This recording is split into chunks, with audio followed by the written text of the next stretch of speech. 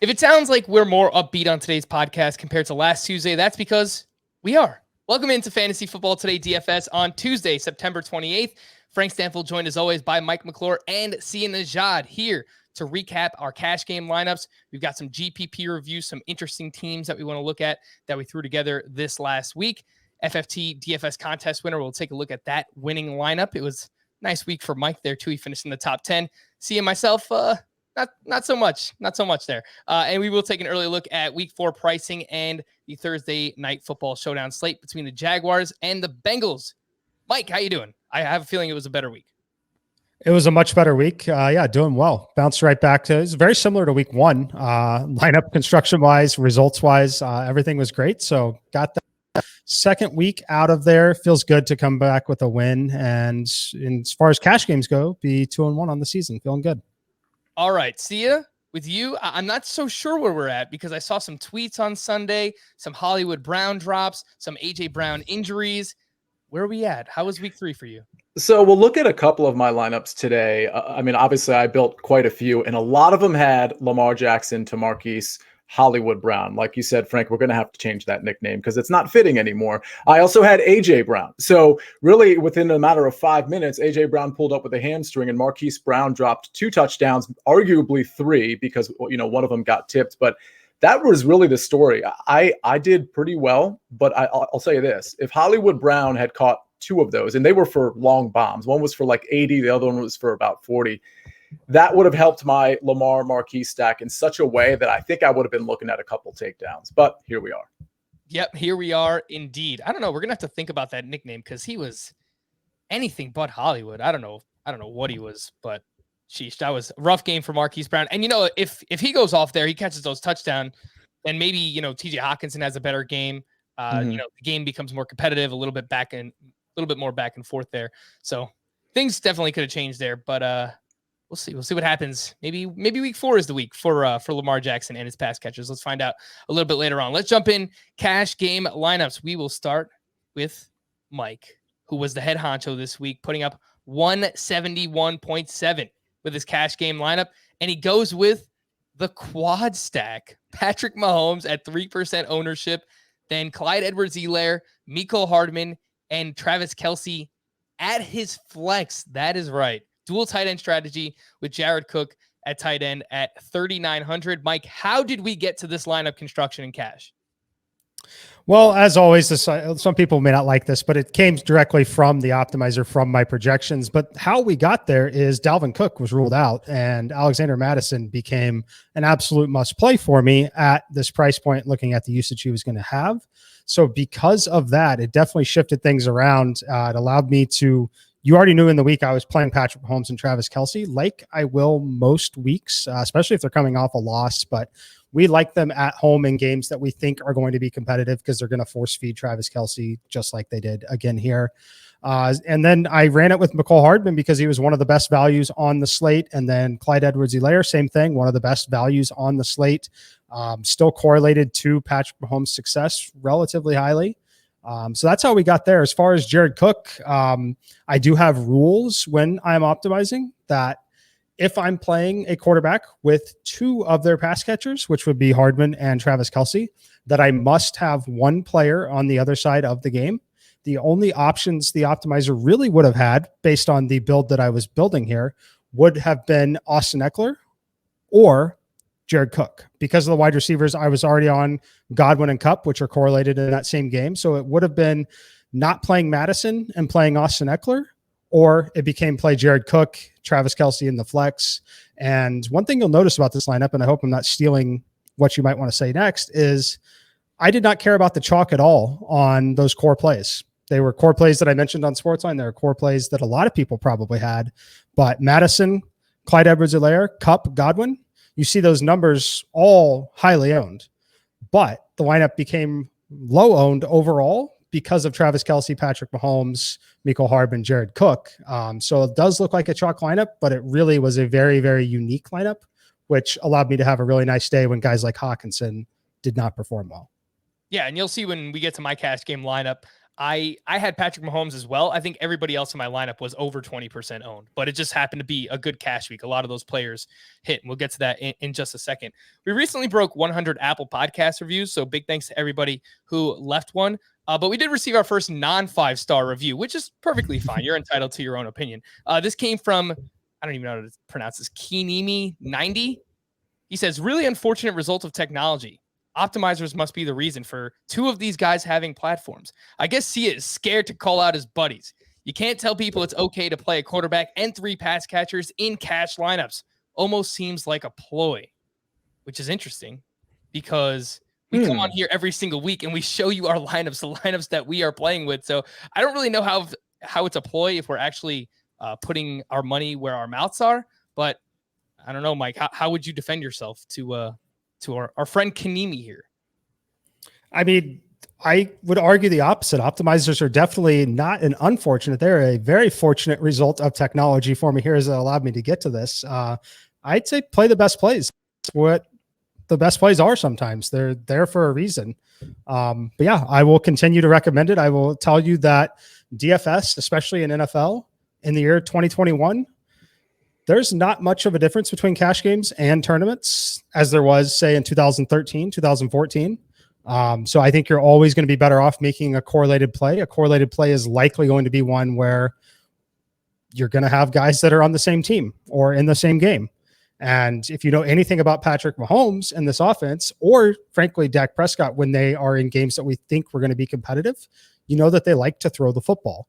You know that Patrick, even at the goal line, will have the little touch pass that was recorded as a passing touchdown several times throughout the year. So I will ignore the comments. I actually don't read them, so I hadn't seen it until you brought them to me. It's one thing that I never really do. I don't concern myself with others too often. So yeah, I think that it's smarter to play every format more like a tournament than a cash game, which is kind of what I've done here.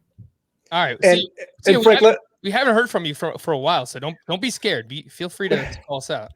Well, I mean, yeah, Mike's literally the last person in the world I would call out from a DFS standpoint. But I will say that Kanemi, or however you pronounce it, first of all, thanks for watching. Yeah, that's great, and we don't mind constructive criticism.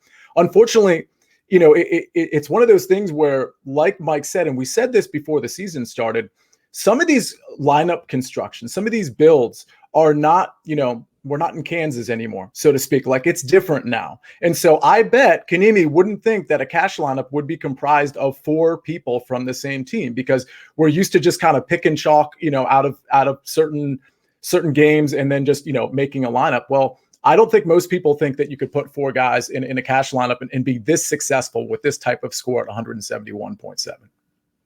Yeah. So look, we're just having fun with it too. Feel free to send in whatever comments you have. You're entitled to your opinion, as we mentioned. And there's already been some like fun YouTube comments and stuff. So whatever, like, we'll have fun with it. We do appreciate you checking in, watching, listening, wherever you might be finding Fantasy Football Today DFS. All right, so I'm going to throw up my cash game lineup here on the screen, and you will see in just a moment that I also had Patrick Mahomes here as my quarterback. And for most of the week, I was basically on paying up for a quarterback. That's just where I was. I was settled on, I was going to use one of Mahomes, one of Kyler Murray, or one of Lamar Jackson. So I settled on Patrick Mahomes. He's only 2.8% ownership. And I actually think he ran kind of bad, even with scoring 3 touchdowns. He had that fluky that interception, which hit off one of his receivers' hands and stuff. And ultimately they lose the game, right? Like, the Chiefs are 1-2, which is just absolutely crazy. Yeah, I was going to ask, I'll throw this one your way. Is it okay to play Patrick Mahomes without any of his pass catchers? Because that's actually what I did here. I did have Clyde Edwards-Helaire, but yeah, I didn't have any of his pass catchers because I love the value everywhere else. Yeah, I think it's totally okay. I think sometimes you can do that in GPPs. We're going to look at one of my GPPs where honestly, I almost have it up here. We'll look at it because it's not correlated the way, it's not stacked the way you would think. I think there are certain guys, especially if the share isn't concentrated, where you can get away with doing that. We know Mahomes, obviously, that it's concentrated with him, with Kelsey and Tyreek Hill, but yeah, I mean, he's going to score a ton of points. So if Hill and Kelsey don't fit in your lineup because you like all these other guys. I genuinely don't have a problem with it. I would say this, typically I'd want to be in Mike's camp in terms of what his cash lineup looks like in terms of the correlation in a game that I think is going to shoot out with a guy like Patrick Mahomes. But no, I think you can absolutely do this. There's a handful of guys I think you can do this with, and Mahomes is one of them. A quick aside, I saw a lot of people using Justin Fields in cash this week at 5,200. And I understand that he's like a cheap rushing quarterback, but that was never even in my mind. It was not on my radar, not in consideration, at least not in cash. Like it was just something that I was not thinking about at all. Mike, did it surprise you that as many people use Justin Fields as they did? Not necessarily, no. There's obviously people around the industry that tout it, but it's an attractive play. And the reason for that is we just saw him the week before run for 60 rushing yards. That's, you get in the end zone right there. You have a massive floor at a price point that is nowhere near someone like Patrick Mahomes on a slate when we know we had wide receivers we wanted to pay up for. The only thing I can say that I don't understand is that there were people that played Fields that didn't elect to pay up for Travis Kelce at the tight end position at the same time. That's where they obviously all got in trouble. It's obviously hindsight is 2020. I personally thought that they would key in on Hawkinson and not have the huge game. Did I expect him to have 2 receptions for 10 yards? Of course not. Absolutely not. I think this line, do you want me to tell you what I would do differently on this lineup, if anything? I'll just run through the lineup and then you can kind of pick it apart here. I mentioned that every other player outside of Patrick Mahomes in my lineup was at least 19% owned in this contest. So I had Austin Eckler, I had Clyde Edwards-Helaire, Cooper Kupp, Chris Godwin correlated in that lineup. I had Tyler Boyd once I knew that there was no T. Higgins playing in week 3. TJ Hawkinson, who, coming into last week, he was second in the NFL in routes run, and he led the Lions in target share. So I felt really good about his role and I guess somewhat paying up at 5,200 for a tight end. And then Marvin Jones just seems like the go-to guy for the Jaguars, and he's still too cheap at 4,900. I felt like the Bengals defense was pretty obvious, and they were 30% owned. And I actually think their defense might be decent, and that's kind of in conjunction with Big Ben looking as bad as he has. So feel free to pick it apart now, Mike. I don't want to really pick it apart. I actually think it's a really good lineup. So there's one thing that I would have done differently. Well, 2 things I would have done differently for sure. One of them is I would have played Alexander Mattison, but obviously we didn't have a show. We didn't talk about it. Like a lot of people that are watching this probably missed out on that as well. Just an unfortunate product of very, very late news confirming it. But at 6K, I would have played Mattison like I jammed him in 100% of my lineups this week.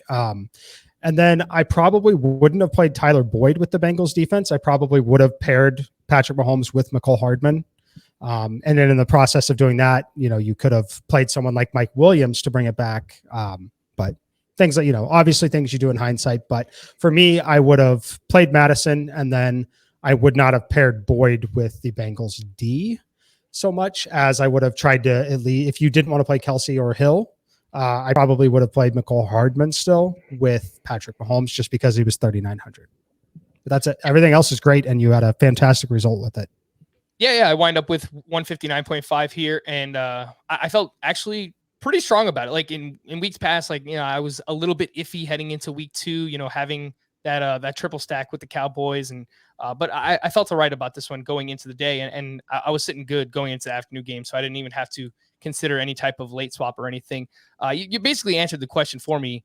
Was a bad process to not have either of Saquon Barkley or Alexander Mattison, who were both higher owned than Eckler or CEH in this spot. But kudos to you. You were all over Clyde last week, and he came through. I was worried early on because after that fumble, I'm like, oh God, what's going to happen here now with Clyde? But so the only thing I also could say there too is the roster construction would have to look a little different. In situations where we get extreme late news like that, where we know, or generally we'll have a good idea that those chalk running backs are just simply too cheap, right? They're just absolutely too cheap for the roles they're going to have in a cash game. I didn't do it in this one because I was so high on Kelce. But in your case, when you're playing Hawkinson and not paying up for someone like Travis Kelce all the way up, I think that your easy move next time is to just simply play all 3 of the running backs that you really like in that flex there. Just because we know Saquon Barkley, right? If he returns to his old usage, he's not a $6,000 player. He's a $7,500 to $9,000 player. Madison stepping into that same role, very similar story, not a $6,000 player. So that's just something that you'd want to consider in cash games if you're not making that big spend at a position like tight end that has a little bit different opportunity cost. All right. Let's look at the only lineup that did use Saquon Barkley of the three of us, and that is his cash game lineup. He puts up 113.08. Lamar Jackson up at the top. Leonard Fournette at just 3% ownership. Saquon Barkley here does his thing. Saquon Barkley, by the way, has played over 84% of the snaps in each of the past 2 weeks, and Devontae Booker was inactive this past week. So I have a feeling that Saquon Barkley he's back. He's just back now. Chris Godwin, Keenan Allen, Tyler Boyd at wide receiver, TJ Hawkinson at tight end, and then Robert Woods at flex with Titans DST. See, you made the grave mistake of fading Cooper Kupp. We never fade Cooper Kupp, man. We just cannot fade Cooper Kupp. And Madison. So, I mean, I actually brought this lineup.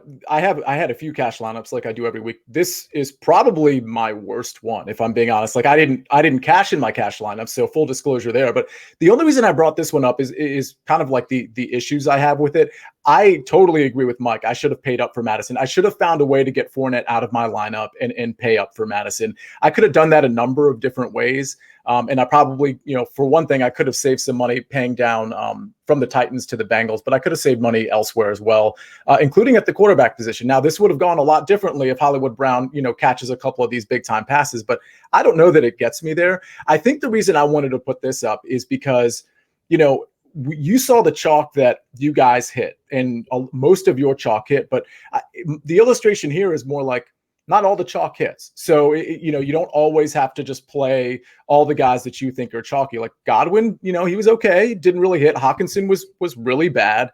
Fournette wasn't chalk, obviously, and you didn't really belong in this lineup. But, game script wise, it just didn't go the right way. Boyd, I think, was a good pick, but Jamar Chase ended up being a better one. So really, all I'm trying to illustrate here is there is good chalk and there is bad chalk. And you guys clearly had most of the good chalk in your lineups, and I had a lot of the bad chalk in my lineups, and that's really the difference. Yep. So look, I think with the Fournette thing, I think that obviously the game flow went haywire there, and Gio Bernard winds up leading the team in receptions with 9. So they're playing from behind for a large majority of the second half of that game. So obviously they get away from Fournette there.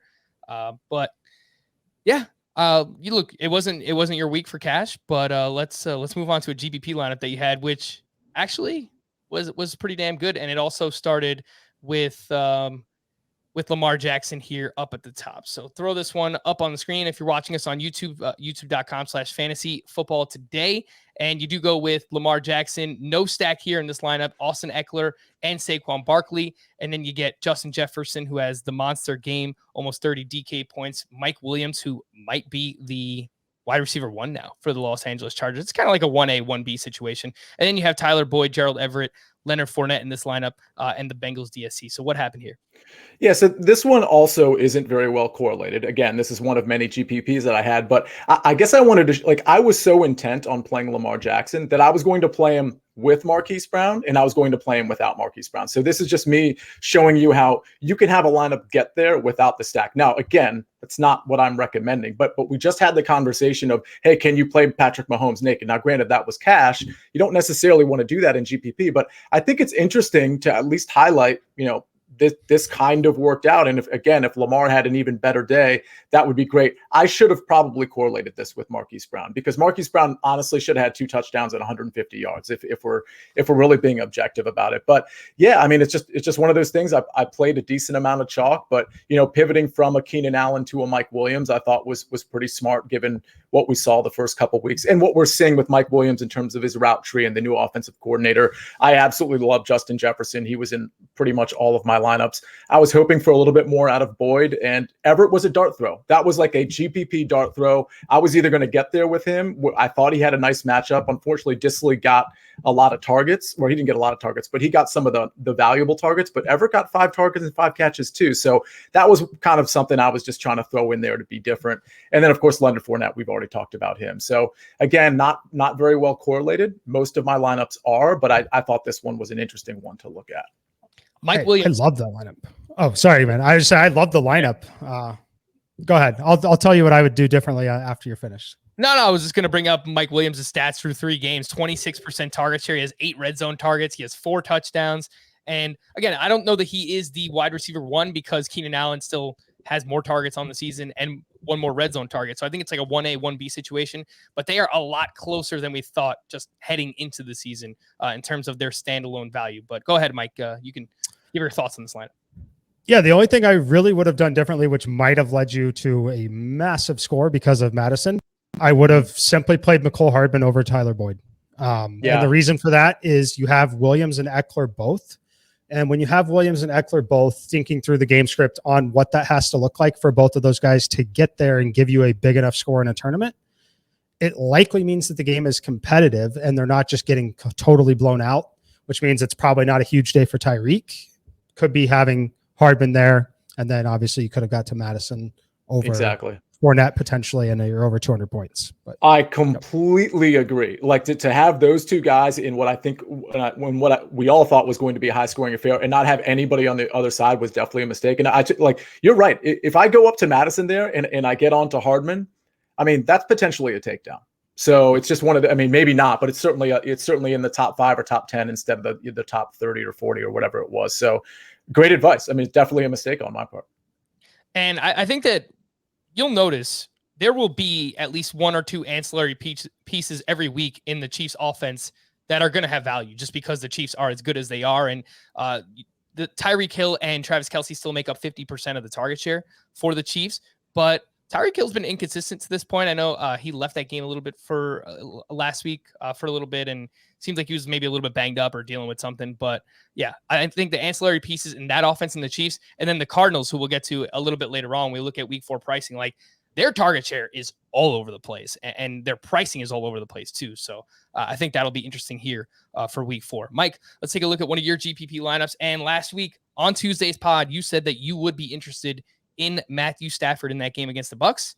And that's exactly what you did here. You throw him in the lineup. He puts up 32.5 DK points.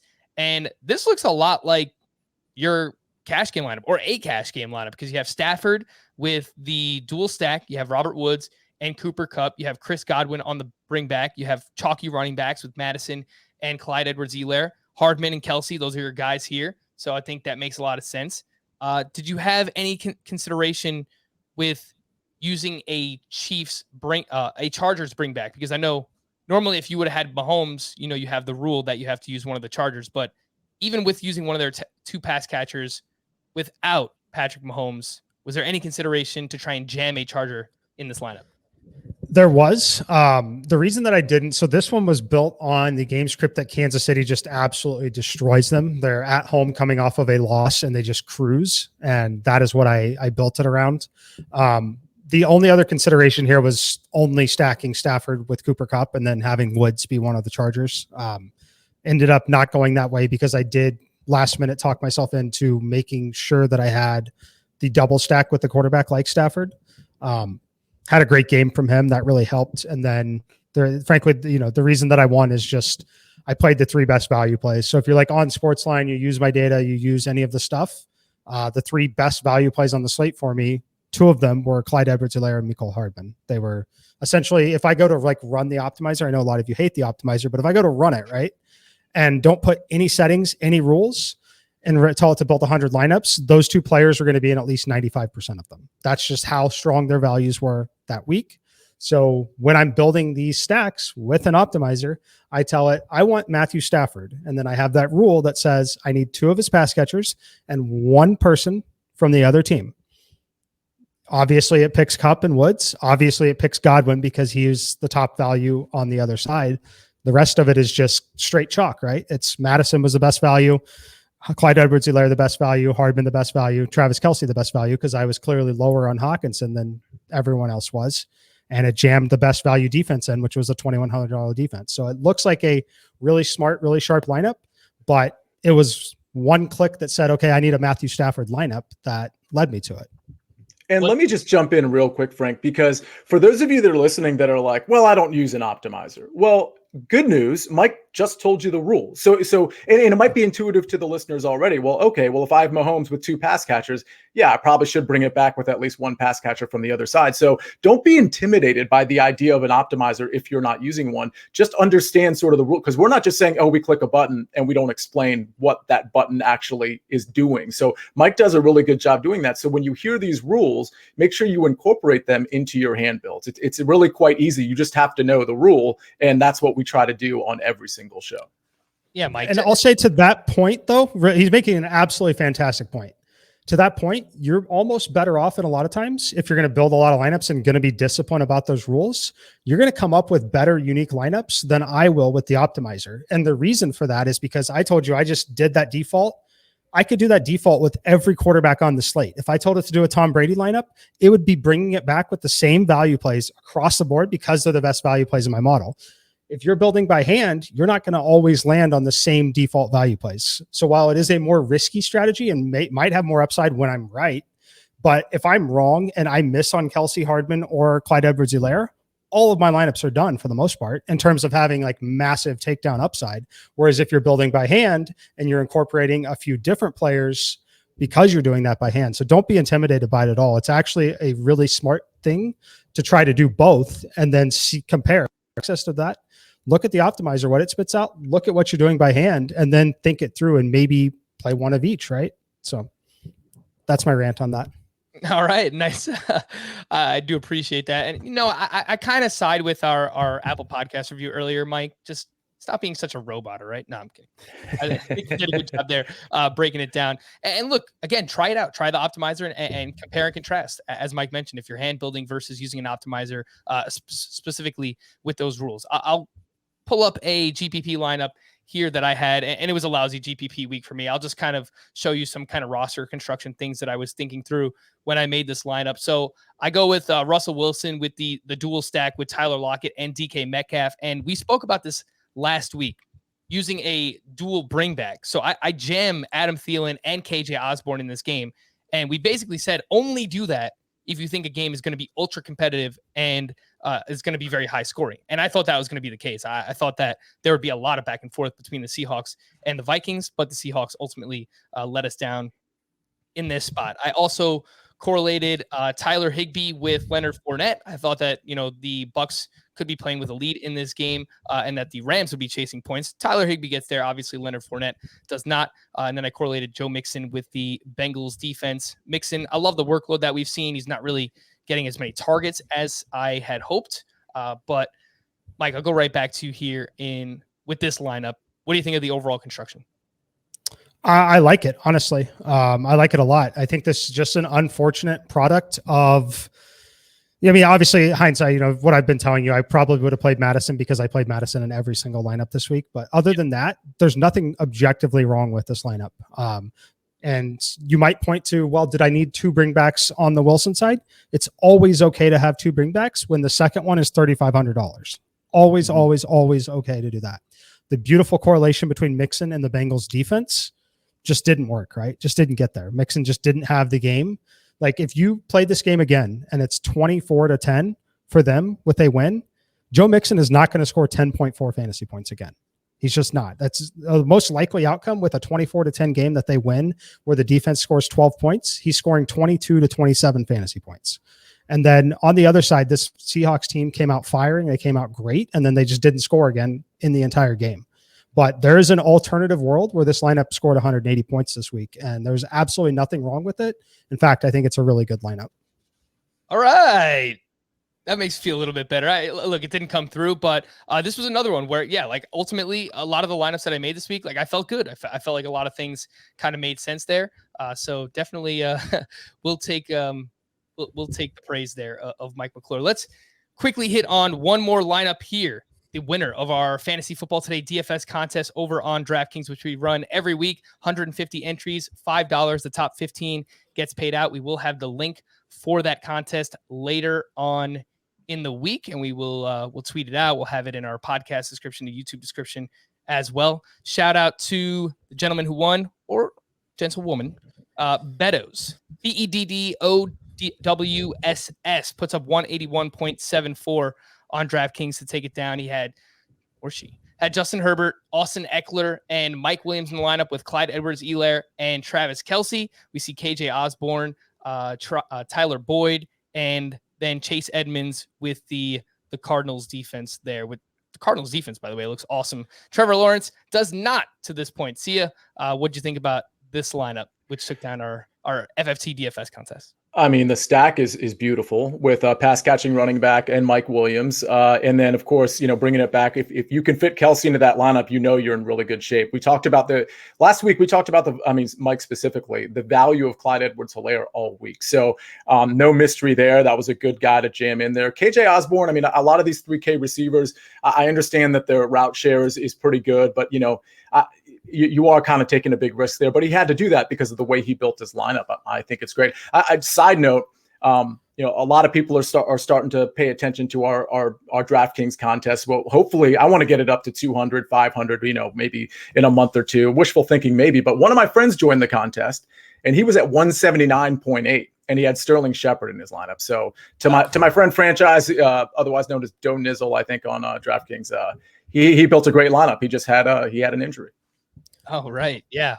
Look, Justin Herbert finally gets there here in this lineup, 281 with 4 passing touchdowns. And of course they go into Kansas City and they pick up the win there. So nice lineup here from Beto's. Shout out to the winner here again from week 3. And Mike, you finished 9th in the contest. So you get a nice little 5X payout there. Sia was down at 76th and I was all the way down at 125th in our contest. Can I comment on this lineup before we go?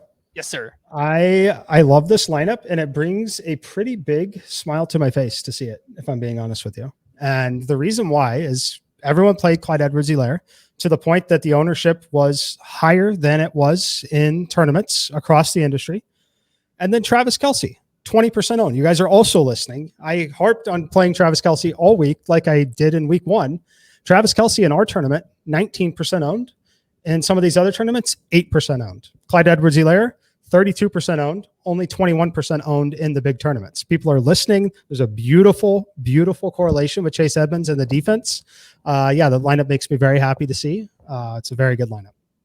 All right. Before we move on to anything else this week, if you follow fantasy football and the industry closely, then it's very likely that you've already heard about the tragic and unfortunate passing of Mike Tagliere, who was the lead fantasy football analyst over at Fantasy Pros.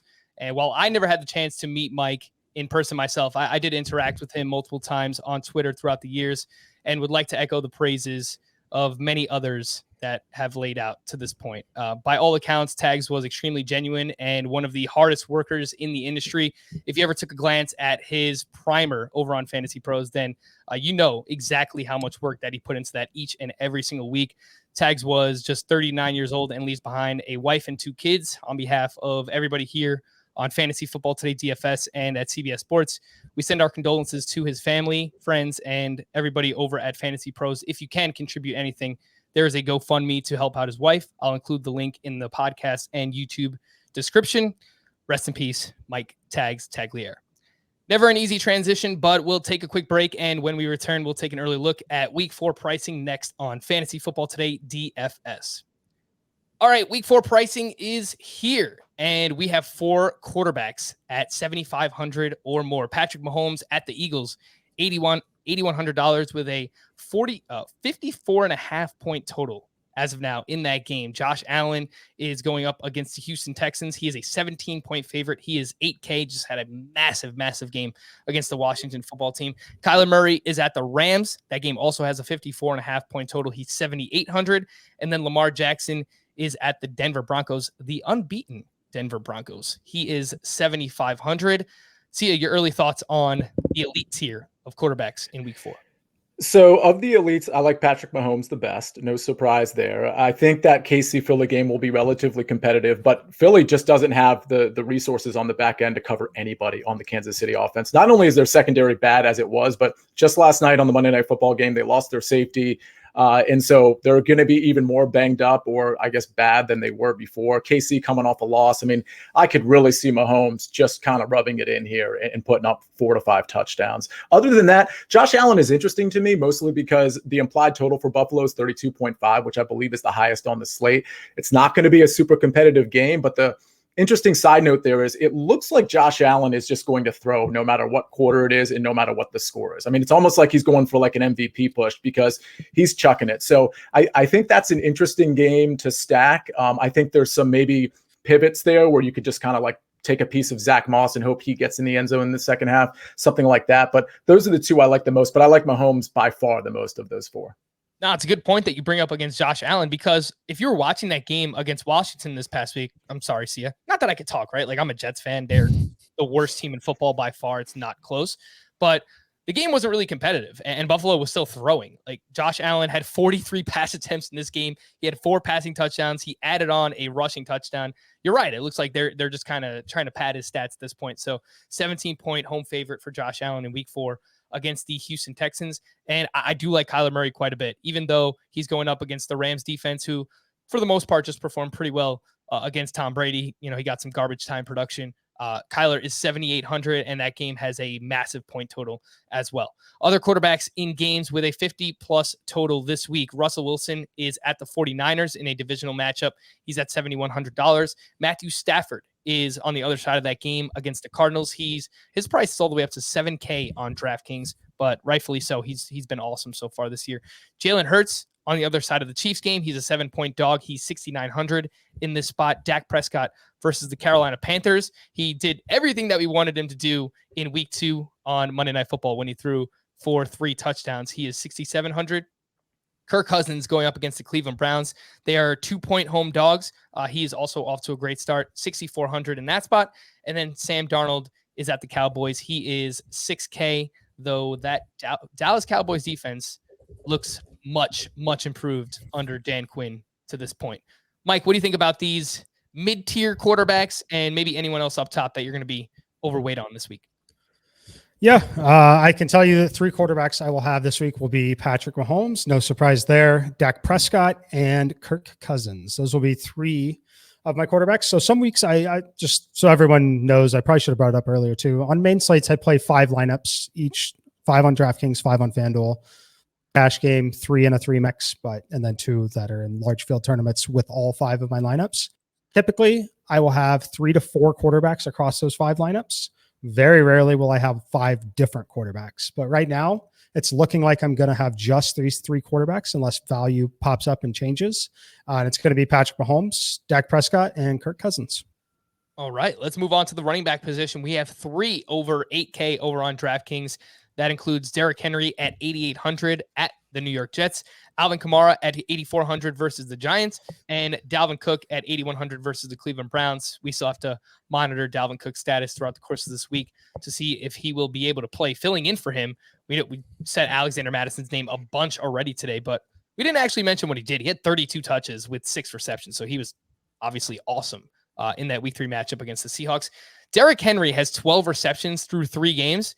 He is on pace for 68 catches over a 17-game season. He has at least 31 touches in back-to-back games. So Derrick Henry is doing Derrick Henry things with an added wrinkle that he's actually kind of catching the ball now, which makes it easier to justify his price week in and week out. Alvin Kamara had that bounce-back performance, 27 touches, 118 total yards, and a touchdown. His 23% target share leads all running backs this season. Sia, what do you think about these higher price running backs? There's 2 that I'm interested. Actually, there's really just 1 I'm interested in. I think I might be willing to pay up for Alvin Kamara against the Giants, especially their defense is a little banged up too. I think they're going to lean on Kamara that game. I don't think I want to pay up for Derrick Henry. I totally understand the appeal. It's just not going to be for me this week. I could see a scenario where in the second half, I mean, let's understand Derrick Henry has been getting a ton of carries each game, 28 carries last week as well. There's a scenario where in the second half they're up so big it's McNichols time, or I think I'm saying that name right. So yeah, I like Derrick Henry, but not enough to pay 8,800 for him. Some mid-tier standouts for me: Najee Harris at the Packers, 6,800.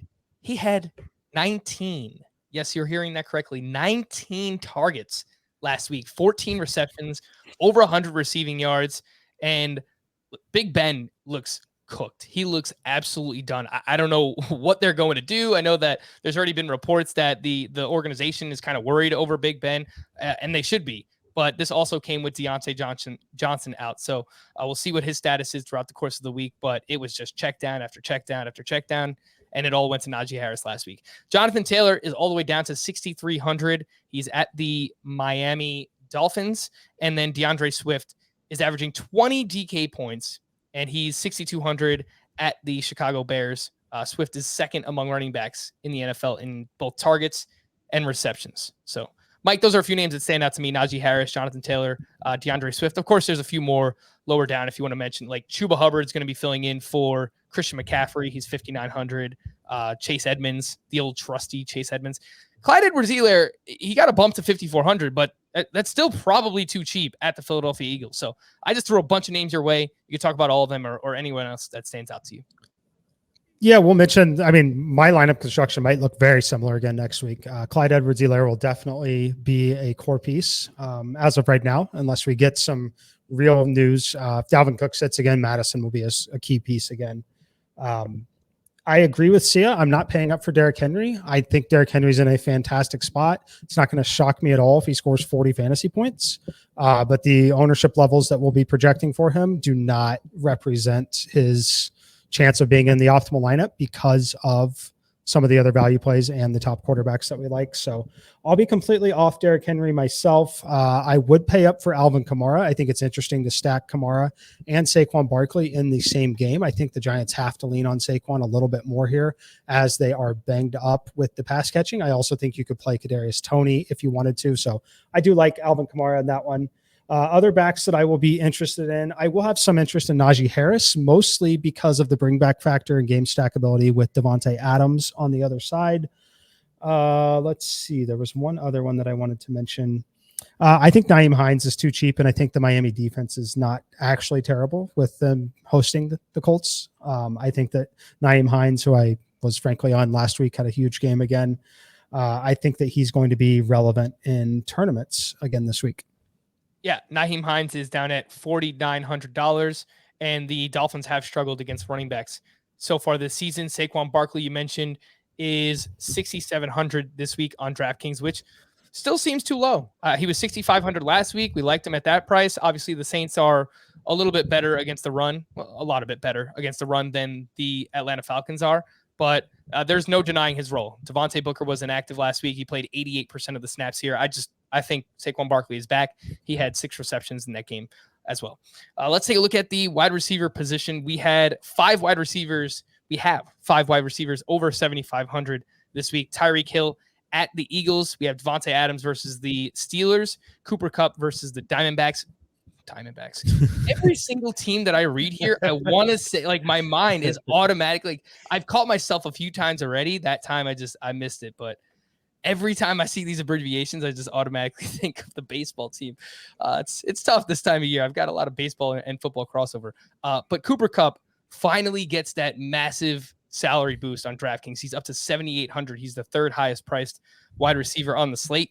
DeAndre Hopkins is 7,700 in that matchup at the Rams. And then Stephon Diggs, who has not really had any crazy blow up game yet, is at home against the Texans in that massive point spread. He's 7,600.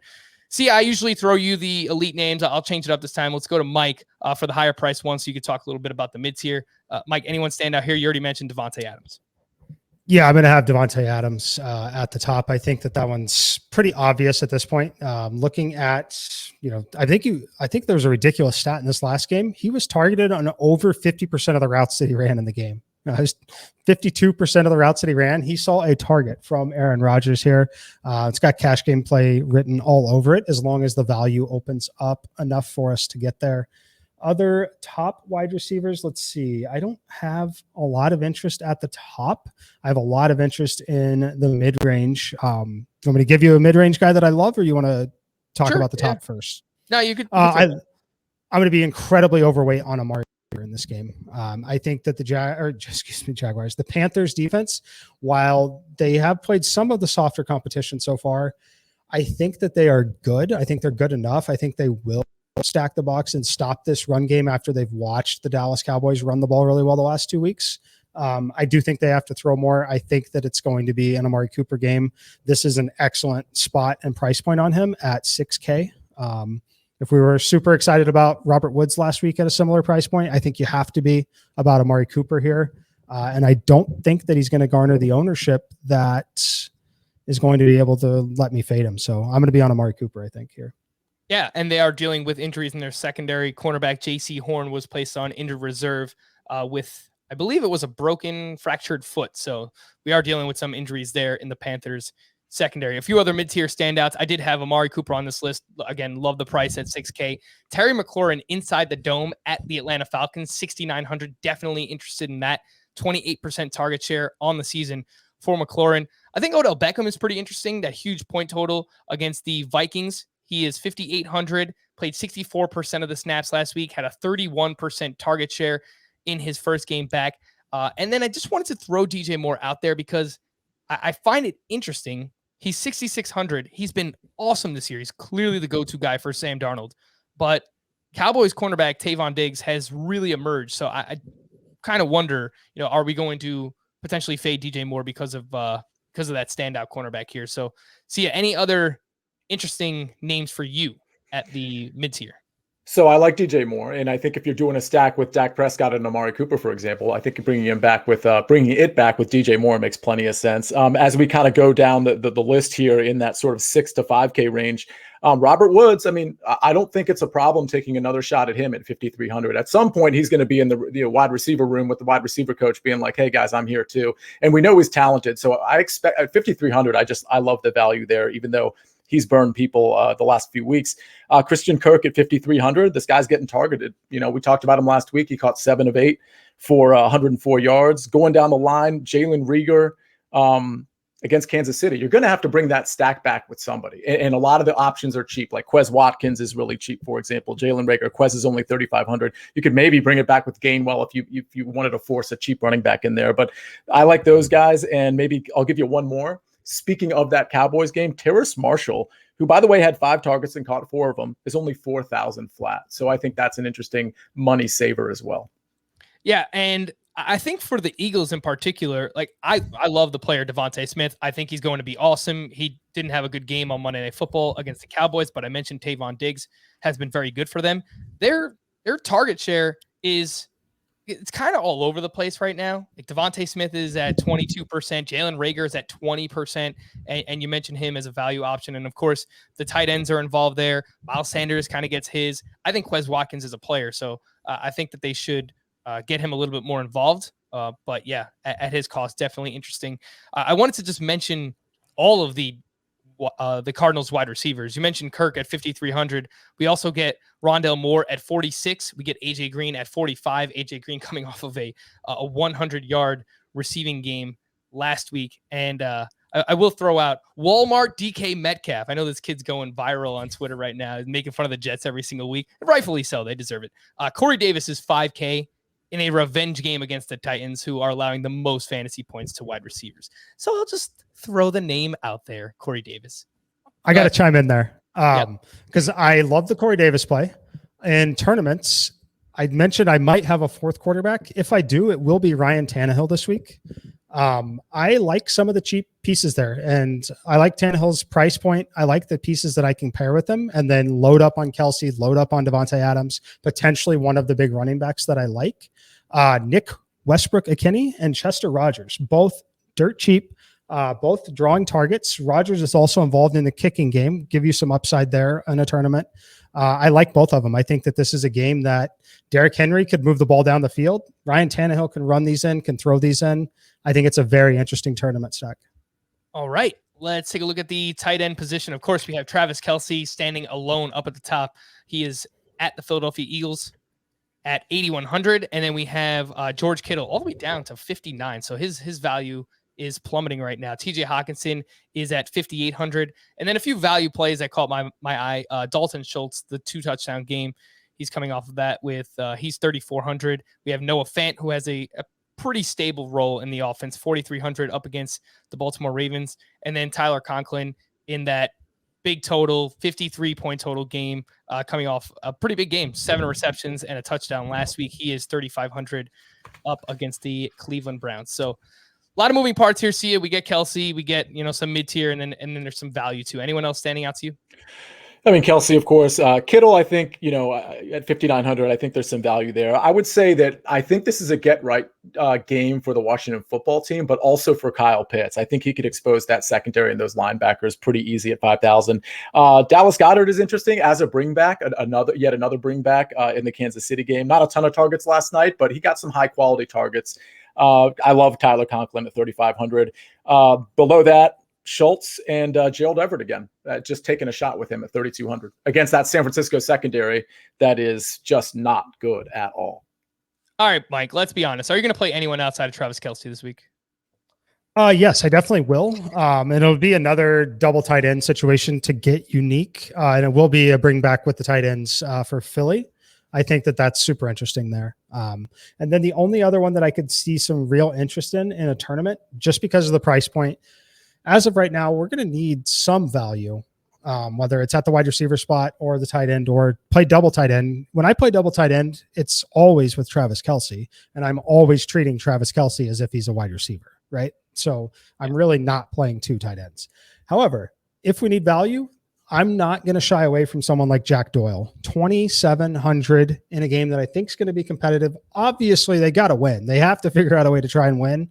I like the spot for Jack Doyle at 2,700. I think that if you need a cheap punt value play, look, I mean, it's been wildly inconsistent on some of the targets. Saw 2 targets last week, 8 against the Rams.